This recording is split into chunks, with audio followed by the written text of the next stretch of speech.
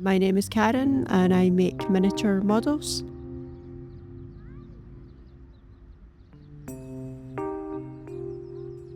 I've been a freelance illustrator for many years and I've done line drawings of buildings, particularly in Courus and Fife. But before that even I worked in the bar trade, so I've always done illustrations of bars as well, and it's kind of all stemmed from there.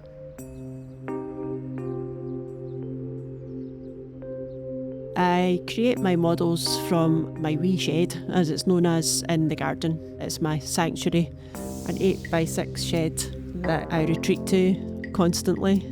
Shut the door, music on, fire on, and get building.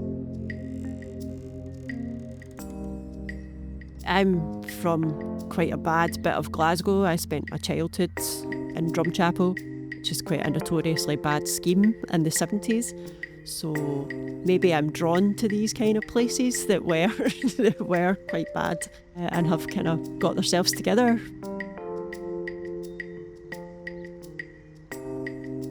My shed is full of my favourite things. People that know me will know I'm a massive Nick Cave fan. My shed has been dubbed Nick's Cave by a friend of mine, but I have a couple of postcards. It's my favourite thing. He's like a muse.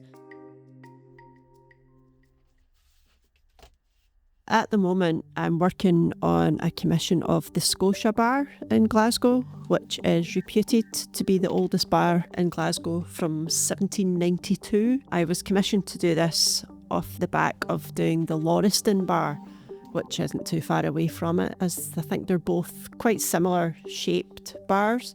The Lauriston is just a really iconic bar, and it's part of the infamous Glasgow sub-crawl. So from someone seeing that online, they then commissioned me to do the Scotia Bar. I think my dad used to drink in the Scotia Bar a long time ago, so it's a well-known bar for its banter and the crack.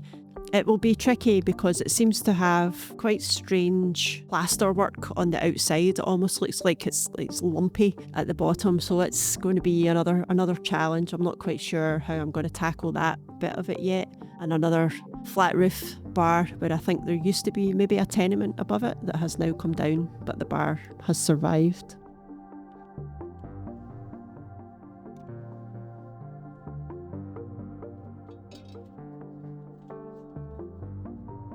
I start off putting the windows and the doors on, and then it's a case of building up the brickwork. So the brickwork is done using foam sheets.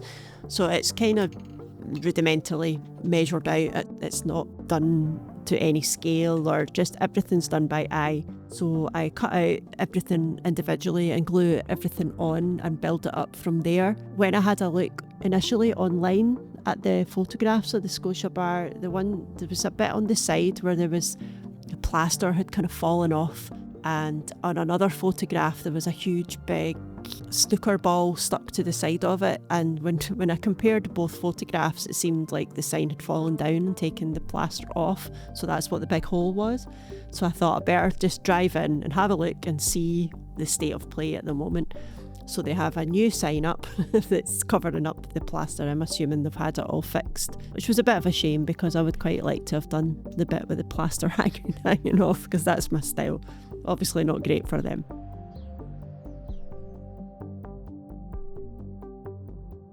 My go-to materials are recycled cardboard. I try to make everything from scratch, recycled bits and bobs. I have many boxes of buttons and anything really is fair game. Packaging, bits of plastic, anything at all, but mostly, predominantly recycled cardboard. When I'm working on a commission or a model, I take generally about 2 or 3 days to work on them. So from maybe about 10 in the morning till 3 o'clock, and then I can go back in there at night time. I can be in there all night if it's something that if I have a deadline or if I'm really busy. I tend to work on 2 or 3 at a time because of the gluing process. So I'll work on one, glue some bits, then move to the other. The first one the glue sets. So it can be quite time consuming. It can take a week or so. On average, I ask for about 2 weeks to complete a commission, but the bigger ones can take weeks and weeks. The process of a commission in particular, I generally ask for a photo up front just so I can see whether I'm going to be able to do it or not. If it's somewhere handy that I can get to, I can drive to, I much prefer to go and take photos myself because I know what I'm looking for. It's all about the detail for me. And whilst I can get lots of photos sent, I need to be able to see it myself. It's definitely the character of the building that draws me to it. Possibly why I do so many buildings that are run down. The graffiti, the more repair that's needed done to it, the better. As much as it's bad, especially in Glasgow city centre, there's so many buildings that are falling into disrepair. It's really sad. It's good for me, for my work personally, and I do like to highlight that. The council or whoever's in charge of it are just letting these amazing, beautiful buildings that have been standing for hundreds of years just fall into disrepair. Some of the buildings that I've recreated so far have been the Dreadnought Bar in Leith, Elvis Shakespeare Record Shop, Stories Bakery, the famous bakery, Roseleaf Tapa, Sneaky Pete's, Bannerman's, another fantastic pub, and Porto. I've also done framed fronts of Deacon Brodie's, the Doghouse. In Glasgow, the venues have been King Tut's, Nice and Sleazy's, the Barrowlands, Block. My buildings aren't architectural models, they're very much still crafty. I try to replicate things as closely as possible. That seems to be what people like. They like the detail. I try to put in every fire alarm, little stickers on lampposts, bits of graffiti, bits of dirt, unless I'm specifically asked not to do that. That's kind of what makes it real.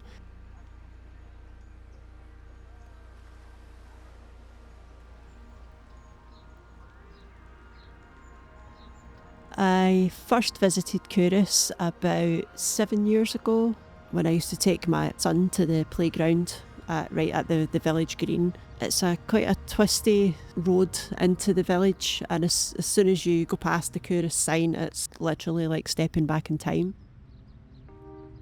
It's been used for the last few years as where all the Outlander filming is done, and has really put Couris on the map. So in the summertime, the whole village is full of tourists coming to see all the Outlander points of interest.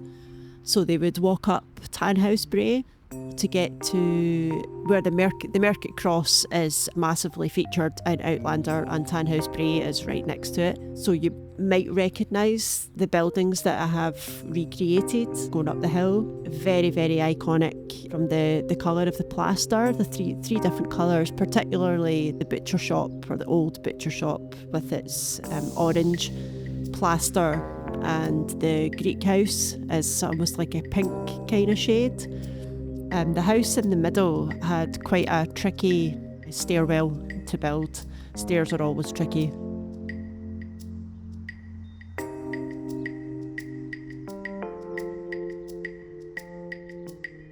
My shed was pretty much bought specifically for me to use as a studio.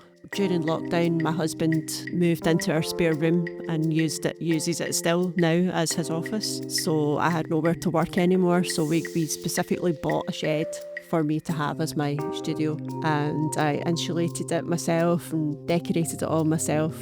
So it's quite nice and cosy. Very small, but it's got all the things I need in it.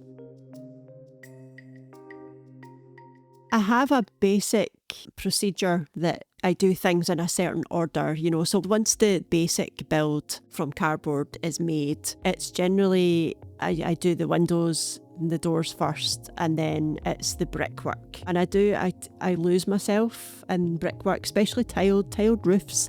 There's each one is so tiny, each one is cut out individually and put on individually, and I can lose hours where I kind of almost go into a zen when I put the roof tiles on. And once those basics are done, then it is building up the details of the pipes and the window frames, door frames, that kind of thing. My favourite build so far has probably been Glasgow Barrowlands. It's the one that I'm kind of known for now, but also it was the one that was probably the trickiest one because it was all lit up from the inside.